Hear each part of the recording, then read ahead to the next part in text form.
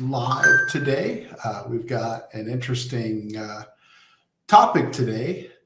Basically, I've seen patients through the years who have complained that a forceful rotational manipulation of the head on the neck, and many times that's a chiropractic manipulation. Sometimes it's a manipulation that's given by a physical therapist, has injured them, and in particular has caused cranio cervical instability. So it's an interesting concept. I've heard a lot. I'd have to say that in my experience to date, I've probably seen 24 patients like that. So I know this happens. It's obviously a pretty rare event. And then this weekend, I was looking at some new papers that have been published in the last year or so. One was a biomechanical model that could explain how this happens. And so I thought I'd share it with you today. As usual, I'll give a short presentation, maybe 10 minutes or so, and then open the floor to questions. You can ask questions about what I'm giving a talk on today. You can ask questions about pretty much anything. So really just go ahead and let me know what you think of the topic as well. So again, just to review, we'll be talking today about this phenomenon that a sudden head rotational manipulation has caused craniocervical instability and some new data that may explain how that happens. So let me go ahead and share my screen here, and then we'll get started with all of that.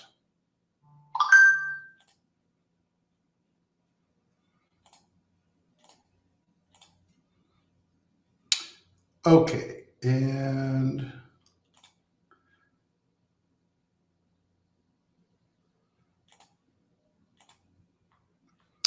okay, so the topic today is do the biomechanics of C1-C2 explain how a patient can get CCI from a head-neck manipulation. Again, for those of you just joining us, I've heard through the years of patients telling me that they got craniocervical instability from a forceful head rotation type manipulation. And one of the things that's been interesting about that is that sometimes it's chiropractic manipulation, sometimes it's manipulation done by a physical therapist, but it's happened often enough, probably a couple dozen of my CCI, of my hundreds of CCI patients, relate this as the cause of their CCI. So this weekend, there was a new paper I was reviewing that's come out in the last year that could explain how this happens.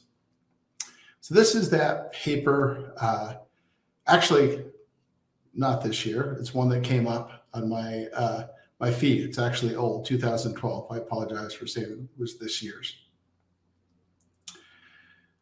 Okay, so again, we've seen patients who report that CCI happened due to a forceful rotatory manipulation of their head. It's the kind of manipulation where someone applies a little traction and then turns the head real quickly.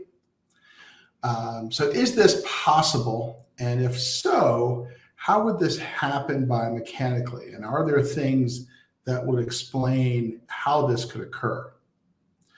So in particular, we're not really talking about a NUCA gentle or specific upper cervical manipulation here, meaning that these are often very low force manipulations with NUCA or AO. Consequently, they're pretty gentle. We're really talking about taking the head and forcefully turning it. So ligaments get damaged when they elongate more than about 6 to 8% of their length, which is pretty interesting. It's a pretty low tolerance to damage if you think about that. You know, 6, so if you've got, let's say, a 10 centimeter long ligament, which is going to be about 3 inches long or so, and if that 10 centimeter ligament gets just 60 to 80 millimeters longer, you're going to damage that ligament. And that's not much. To put it in terms that Americans can understand, you know, if it gets more than a 16th inch or so longer, you're going to damage that ligament. Now, what's interesting is just normal C1, C2 rotation of around 40 degrees causes alar ligament elongation of 17 to 27%, well beyond that 6 to 8% elongation. So how can you turn your head without damaging these ligaments? After all, about 40 to 45 degrees of rotation happens at C1, C2 normally. So how can we turn our heads without damaging these ligaments?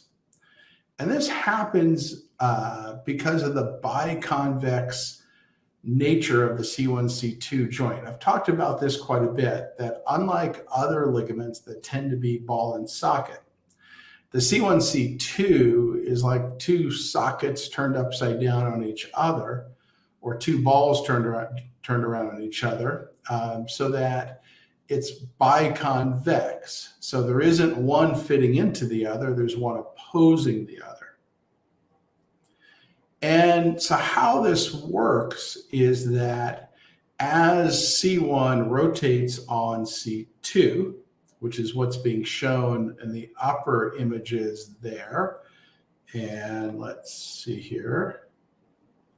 So these upper images up here are showing what happens when C1 rotates on C2. So you know from other lectures that one of the things that occurs is those alar ligaments tend to rotate around the dens a little bit. And that could be why we're seeing such stretching force on those ligaments. But the other thing that is happening is that, as you'll notice, C1 and C2 in these bottom illustrations, the C1 is actually riding down the C2. And that's going to have the effect of loosening the alar ligament. Now, the alar ligament is shown here as A, and the dens is shown down here as D. So as you can see, if you turn your head right or left, it's that ride down effect of the C1 on C2, which can happen because of that biconvex joint, which loosens that alar ligament. So you basically get laxity in that alar ligament because of that ride down effect. And that's counteracting that extra stretch that's happening because the alar ligaments are rotating around the dens. So, again, in an upright position where we've got force on C1 and C2, as I turn my head, one joint surface is riding down the other, which is loosening the alar ligament, at the same time that the alar ligaments are winding around the dens, increasing the stretch on those ligaments. So what would happen then if we rotated someone's neck forcefully while we are pulling traction? And that's what's shown off to the right here. This is someone who is pulling traction on the head and they're going to forcefully rotate it. The problem here is that this could increase stress on the alar ligaments beyond the maximum limit. And why? Because it doesn't allow for the shortening of the alar ligaments that naturally happens with rotation due to that biconvex C1, C2 joint. Again, the alar ligaments are loosening because one joint surface is riding down the other, and that's loosening the ligament. But if I'm pulling traction on the head, that ride down of C1 on C2 isn't allowed to occur. So I'm maximizing the stress on the ligament just when I'm further maximizing it by turning the head. So even though this is something that's been taught for a long time, I would have to say that the reason why we're probably seeing some patients get injured and not others is probably, at least based on this biomechanical study, based on the fact that some manipulators are pulling more on the head, thus maximizing stress in those alar ligaments before they rotate. If they don't pull on the head and they just allow C1 and C2 to ride down naturally, you're going to de-stress the ligament. So that's why we're probably seeing that. And I would imagine that some of these injuries are happening because there's just too much traction happening on the head. Maybe you've got an inexperienced person. Maybe that person just did it a little differently this time. Maybe the patient had some pain and they were trying to apply some traction at the same time to see if they could relieve that pain. So we'll go to questions now. It's an interesting concept. Again, to summarize, in order to de-stress the alar ligaments, we have to allow for that natural C1 and C2 ride down. And if we don't have that, then we're going to maximally stress the alar ligaments, and that could put them at risk for damage in a rotational manipulation.